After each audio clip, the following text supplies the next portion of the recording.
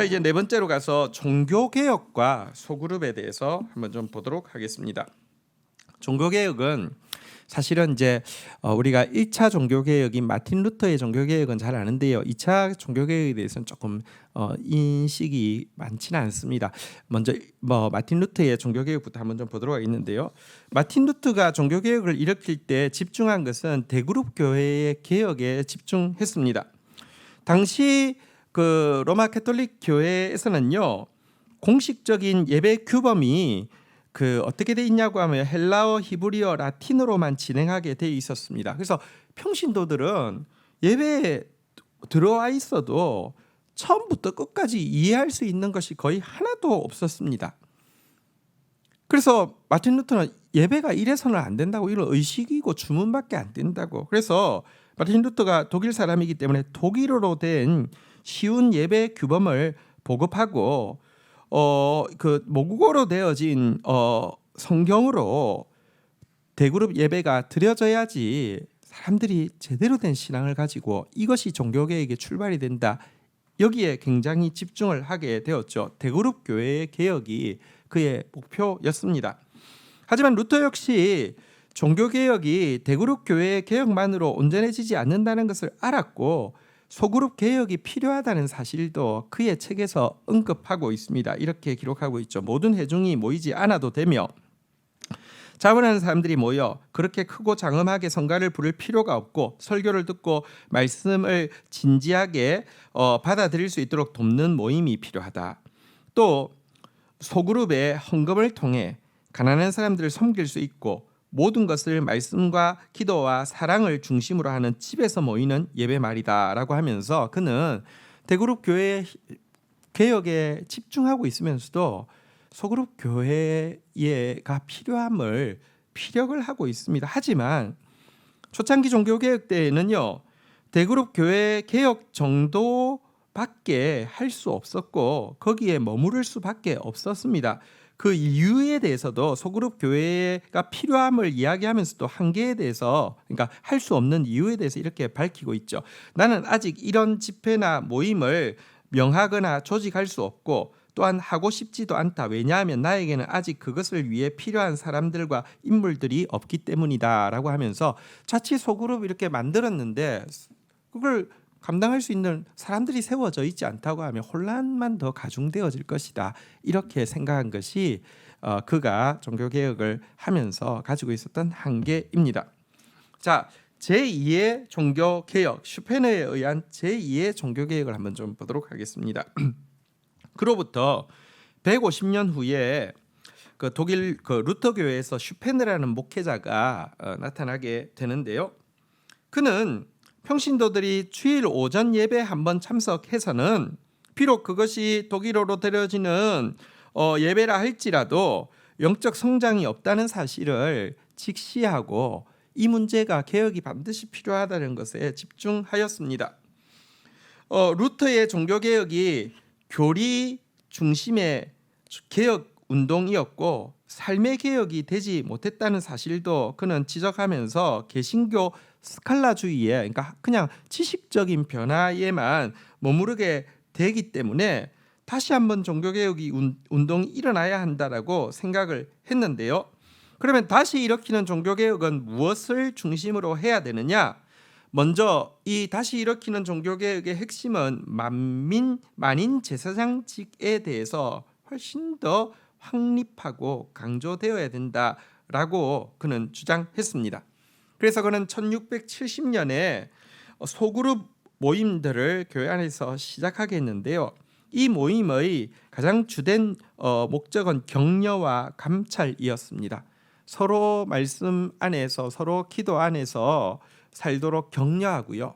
또 그렇게 살지 못하고 삶과 신앙이 괴리가 되어 있을 때 감찰하고, 그러니까 살피고 이렇게 책망하고 권고하고 하는 것을 목적으로 하는 소그룹 모임을 시작하게 되었습니다. 성도들이 규칙적으로 소그룹에서 만나서 서로 격려하고 서로 훈련하는 모임이었고요. 전주일에 들었던 설교에 대해서 토론하거나 경건서적을 함께 읽는 모임이었습니다. 그래서 이 모임을 그들은 교회 안에 작은 교회라고 불렀습니다. 마치 예수님의 제자 그룹 안에 또 작은 그룹이 있었던 것처럼 그들은 이것을 교회 안에 작은 교회다 이렇게 불렀습니다. 슈페너가 밝힌 교회개혁의 6가지 원칙이 있는데요. 한번 말씀드리겠습니다. 첫 번째, 성도는 성경 연구에 더욱 힘써 개개인의 신앙을 심화시켜야 한다. 두 번째, 평신도를 교회 사역에 더욱 깊이 참여시켜야 한다. 세 번째, 성도는 무미건조한 신학 이론이 아니라 실천적인 일에 집중해야 한다. 네 번째, 신학 논쟁을 할 때에도 사랑의 정신으로 함으로 전도의 문을 막지 말아야 한다.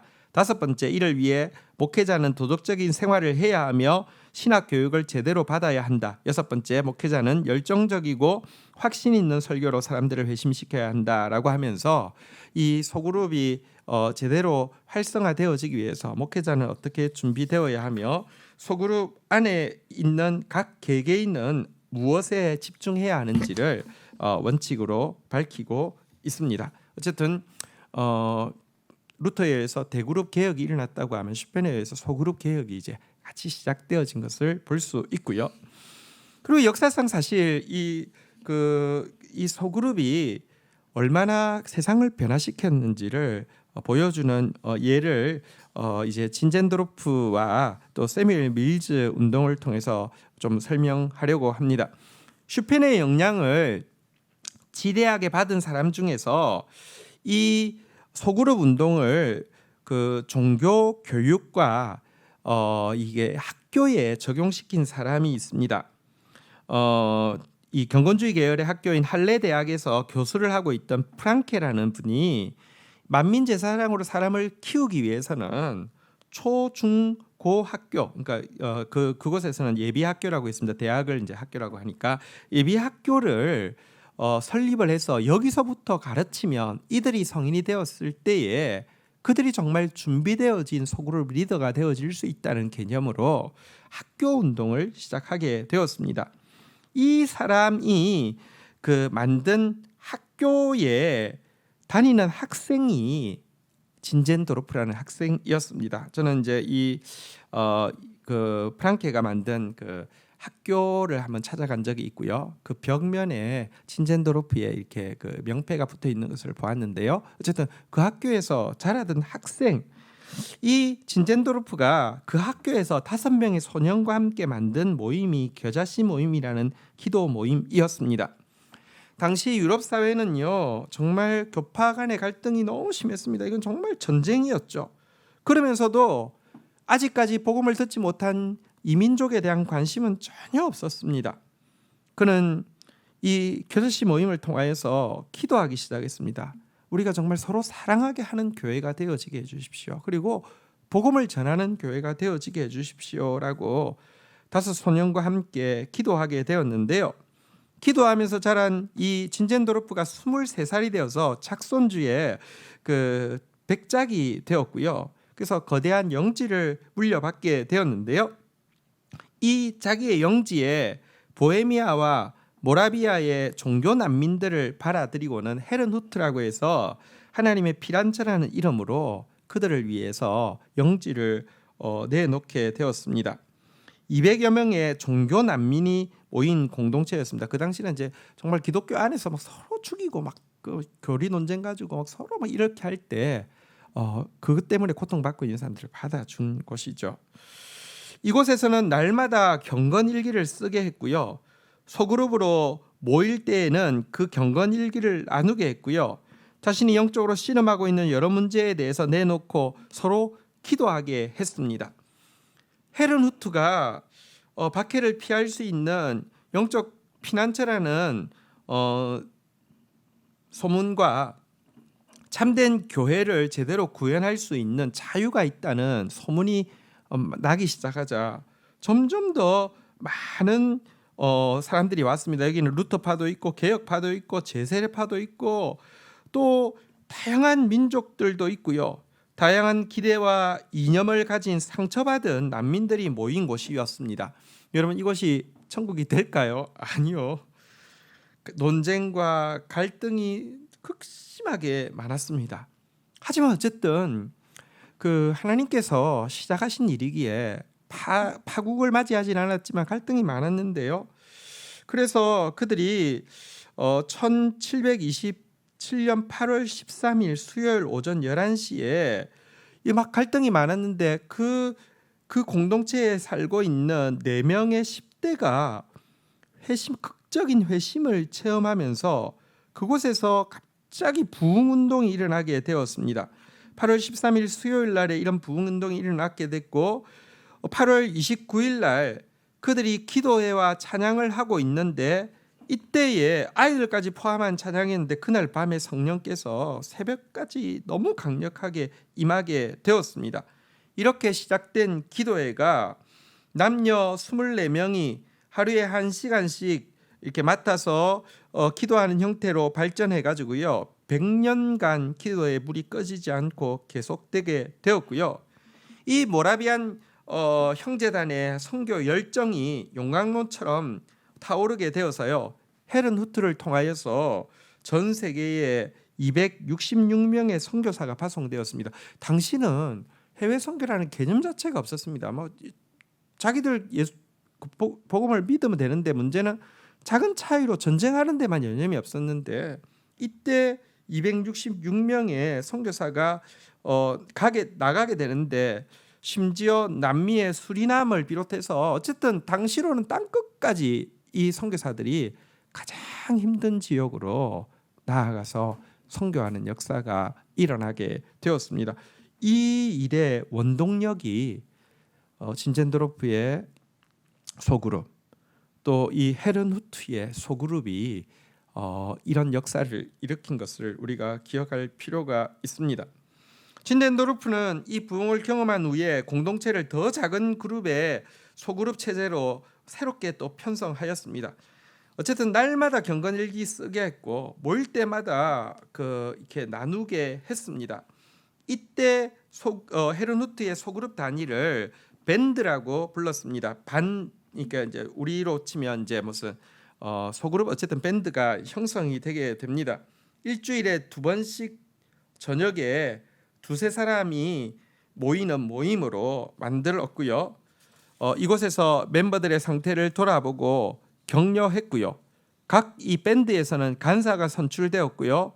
간사는 매주 이 자기 그 밴드에 속한 반원들의 영적 상태에 대해서 진젠도르프에게 보고하는 형태를 취하게 했는데요.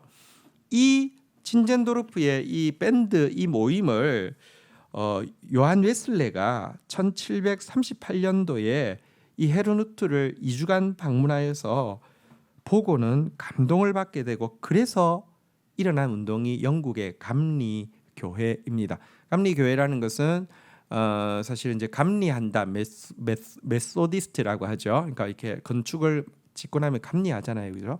그래서 성도들이 정말 말씀대로 사는지를 감찰하는 것에 굉장히 강조점을 두고 있는 운동이고요.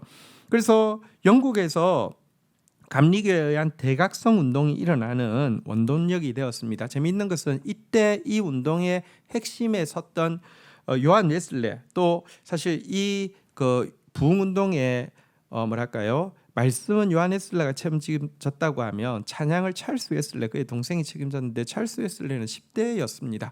그래서 이 그들에 의해서 이들도 또 소그룹으로 시작했습니다. 무슨 교단이라는 게 처음 만든 게 아니라 소그룹으로 시작했는데 너무 말씀대로 살려고 하니까 말씀대로 지키려고 하니까 사람들이 놀리기 위해서 했던 말이 메소디스트라고 했죠. 왜냐하면 너무 원리 원칙대로 산다라는 그런 이제 조롱이었습니다. 근데 그것이 나중에 교단이 되게 된 것이었습니다. 진젠도르프에 의한 부흥, 요한 웨슬레, 찰스 웨슬레 형제에 의한 부흥 둘 다 한편으로는 10대 소년들의 부흥이었고요. 한편으로는 소그룹 부흥이었습니다. 마지막으로 세뮤엘 밀즈와 건초더미 기도회 부흥을 좀 볼 필요가 있습니다. 미국의 대학 초년생이었던 세뮤엘 밀즈가 조그마한 기도 모임이 하나 있었습니다. 윌리엄스 칼리지라는 학교인데요. 그 학교에서 조금만 밖으로 나가면 강둑이 있습니다. 제가 이제 그 학교를 가서 그 강둑까지 한번 걸어봤는데요. 이제 걸을 수 있는 거리이기 때문에 이 사람들이 점심 시간이 되면 강둑에 나가서 이제 기도하고 오는 친구들이 4명이 있었습니다. 근데 어느 날 기도를 마치고 돌아오는 길에 폭우가 내리게 되어서 건초더미 사이로 들어가서 몸을 숨기게 되었습니다. 비를 피하기 위해서. 근데 이 건초더미에 있을 때 성령이 임하셨습니다. 그래서 막 기도에 불이 타게 되었습니다. 여러분, 당시에는 미국이 지금은 전 세계 선교사 파송이 1위잖아요, 그죠? 오늘 뭐 오랫동안 되어서 옛날부터 그랬으리라고 생각하지만, 여러분 이 세뮤엘 밀즈가 있던 19세기만 해도 선교사도 한 명도 나가지 않았었고요. 선교사를 파송하는 기가도 하나도 없었습니다. 근데 이들의 기도 운동에 의해서요, 함께 기도하던 한 사람인 아도니람 저더슨이 저더슨을 포함해서 4명이 처음으로 북미 선교사로 파송받게 되었습니다. 이 아도니람 저더슨이 나간 나라가 지금으로 말하면 미얀마로 나가게 되었습니다. 그래서 미얀마에 가면 아도니람 저더슨이 세운 교회가 존재합니다.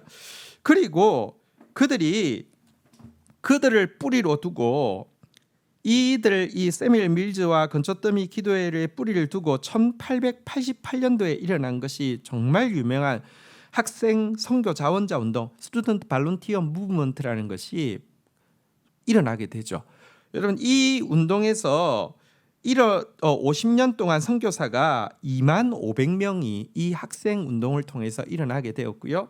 이 25,000명이 전 세계로 흩어졌는데, 사실 우리나라에 뭐 웬만한 이렇게 대학 그리고 병원 이런 것들은 다 이 SVM 운동에 헌신한 대학생들, 헌신자들이 우리나라로 와서 세운 것입니다. 뭐 연대, 뭐 이대, 고대병원 뭐 비롯해서 웬만한 것은 다 이들이 이렇게 나와서 이루어진 것인데요. 이 운동도 출발이 4사람의 청년들이 함께 기도하는 데서부터 시작됐다는 것을 유념할 필요가 있습니다. 하나님의 위대한 운동들은 뭐 대그룹이 많은 숫자가 많은 돈이 있어서 된 것이 아니라 정말 헌신된 소그룹의 사람들을 통하여서 이루어졌다라고 이야기를 하고 있습니다.